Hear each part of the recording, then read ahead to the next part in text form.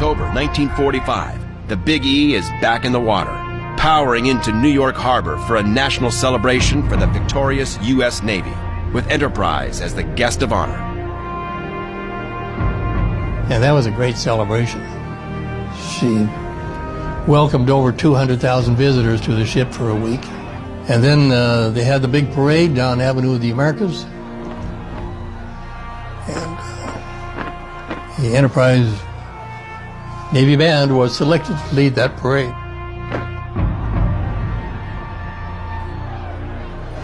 Thousands of curious onlookers come aboard the legendary ship, there to read her posted scorecard.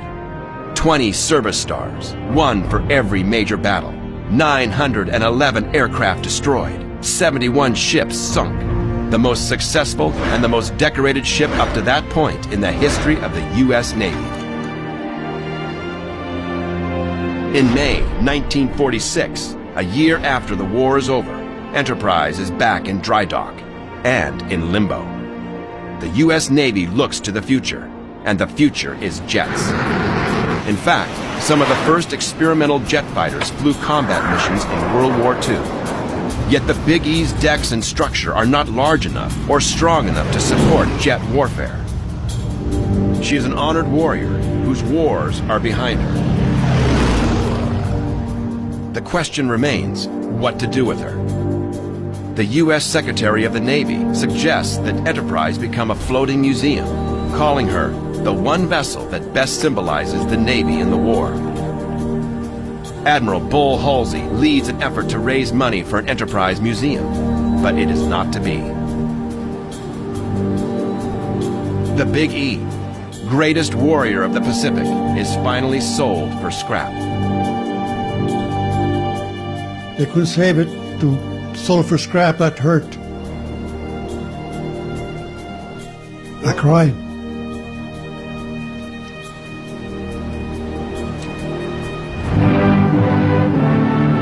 Underway for the last time, the USS Enterprise moves from Brooklyn Navy Yard to Kearny, New Jersey, and the wreckers. Thus is marked the failure of Admiral Bull Halsey's campaign to have the Big E preserved as a national shrine. Obsolete in the jet and atomic age, the one vessel that most nearly symbolized the role of the Navy in the Pacific War heads meekly for the scrap heap.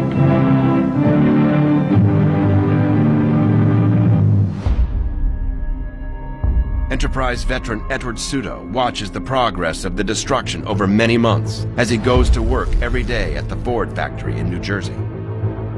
I was watching dismantling piecemeal, and I was watching clear down to the hull where they had everything cut away except just the bottom part of the ship. It's heart-aching. To some veterans of Enterprise, the process is a crime. To others, it is a sad inevitability. I've seen what goes on these sideshow ships, and I don't like it. It's, you know, kids running about and screaming, selling of candy and ice cream and so on, and it all seems to me just degrading. I always felt that the Enterprise was something truly noble, a great ship, and I didn't want to see her tied up. And some say the scrapping of the Enterprise is a testimony to her own success. At the end of World War II, this country got down to the business of being in peace. That we literally beat our swords into plowshares at the end of the Second World War. That really says a lot about our history. So we may not have the USS Enterprise today that we can go visit as a floating museum. But I think even that in and of itself illustrates the transition that occurred in this country. Enterprise may be gone, but her memories live on. I still love USS Enterprise CV-6. I think the Enterprise still has a personality today. It's, of course, gone to the scrap heap many years ago, but it's still living on in the hearts and minds of so many of us folks that are still living today. Some of her valiant warriors carry a piece of Enterprise in their hearts. Some carry a piece of Enterprise elsewhere.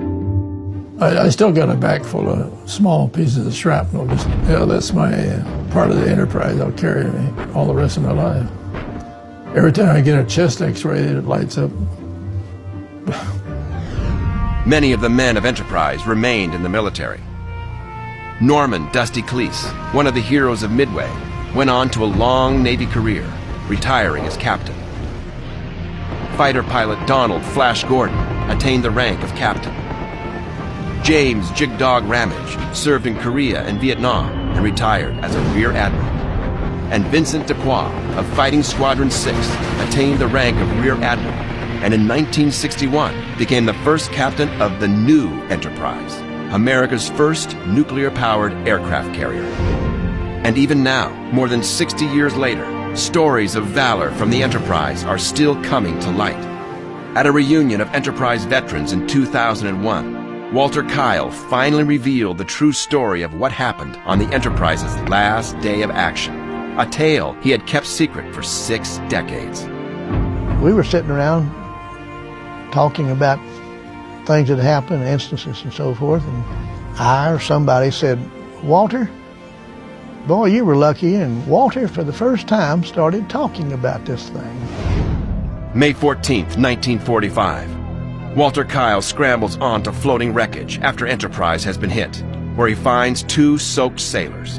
One of them said, there's another guy, third guy, he said, bring him over. And he said, can't. And of course I asked why. The guy said, it's hurt. Kyle swims to the rescue of the wounded man, Bob Riesland, while the floating wreckage drifts away. So the guy said, I'm wounded, I'm going to die anyway, so just go ahead and get back onto the elevator and leave me drown. And he wouldn't do that. Kyle refuses to leave the wounded sailor, staying with him for hours until they are finally rescued by a destroyer. Kyle returns to Enterprise the next day, more interested in a hot shower and hot meal than a medal. The wounded sailor recovers in Enterprise's sickbay, and Kyle tells no one about his own heroism. He never said anything about the sailor, he just said he'd been going overboard, and that's all he said. We sat there enthralled and astonished to learn what had transpired. We said, Walter, we never heard that story. Kyle's shipmates soon had a surprise in store. We went to the Marine Corps, and I think I was the only officer left at that time. So I applied for a medal. On May 15th, 2004, Walter Kyle is called down to the field during a game at Miller Stadium in Milwaukee and receives the Navy and Marine Corps Medal for his heroic self-sacrifice 6 decades earlier. No one was more surprised than Walter Kyle. I thought that was done and it was over with in its history. Because you remember, it was 59 years had passed. And it never occurred to me that they'd do anything. Enterprise's spirit lives on. The story of USS Enterprise is the story of World War II. From her actions during the first attack on Pearl Harbor,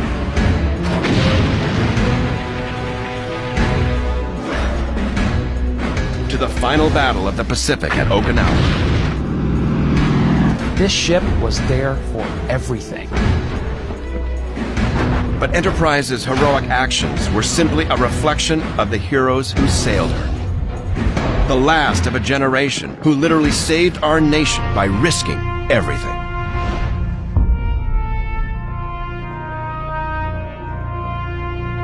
I didn't see any glamour in it at all. All I saw was a lot of destruction, a lot of bad things. There's nothing glamorous about war. But this country's worth fighting for. That's why we do it. A lot of people come up to me now and say, thank you for what you've done. Thank you. You know, if it wasn't for those guys, we wouldn't be here. We climbed on the backs of their sacrifice. Their history is my tradition. And without the sacrifices that they made, I wouldn't even be here to fight. USS Enterprise was one of the greatest weapons in the arsenal of democracy. a fierce and deadly machine whose purpose was to win a devastating war. But to her men, the Big E was less of a weapon than a home. It was like a big mother hen or something to me. You know, you'd go out on 300-mile searches and you'd come back and here's a little beacon flickering and you'd home in on that beacon and get back aboard. You know, it just our home was taking care of us. Enterprise may disappear, and her men may die, but she is still one of the most decorated, most valiant, and fightingest ships in U.S. history.